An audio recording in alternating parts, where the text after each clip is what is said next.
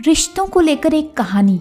एक वृद्ध व्यक्ति अपने बहू बेटे के साथ शहर रहने गया। उम्र के इस मुकाम पर वृद्ध के हाथ पैर कांपने लगे थे। इसके अलावा उसे दिखाई भी कम देता था। परिवार में बहू बेटे के अलावा उनका 4 वर्षीय पोता भी था। सभी एक साथ मिलजुल कर रहते थे और साथ में खाना भी खाते थे। वृद्ध होने के कारण उस व्यक्ति को खाने में बड़ी दिक्कत होती थी। हर दिन उनकी थाली में से कुछ न कुछ गिर जाता था और कांच की थाली भी अक्सर टूट जाया करती थी। ये सिलसिला कुछ दिन तक चलने के बाद बहू बेटे परेशान होने लगे। अब लड़के ने पत्नी से कहा, हमें इसका कुछ करना पड़ेगा। बहू ने हाँ में हाँ मिला दी। अगले दिन खाने के समय बेटे ने एक पुरानी मेज को कमरे के एक कोने में लगा दिया। इसके बाद बेटे ने बाप से बोला कि पिताजी आप यहाँ पर बैठकर खाना खाया करो।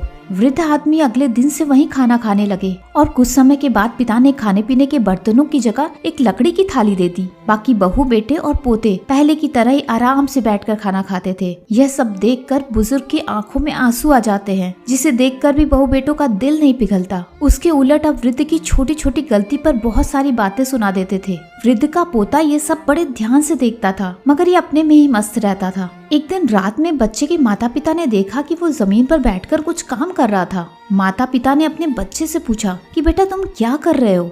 तब बच्चे ने बड़ी मासूमियत भरा जवाब दिया कि अरे मैं आप लोगों के लिए लकड़ी के बर्तन बना रहा हूँ। जब आप लोग बूढ़े हो जाएंगे तो इसमें खा सकेंगे। बच्चा ये बोलकर अपना काम करने लगा। माता पिता के मुंह से एक शब्द भी नहीं निकला, बल्कि उनकी आंखों से आंसू आ गए। उन्हें अपनी गलती का एहसास हुआ।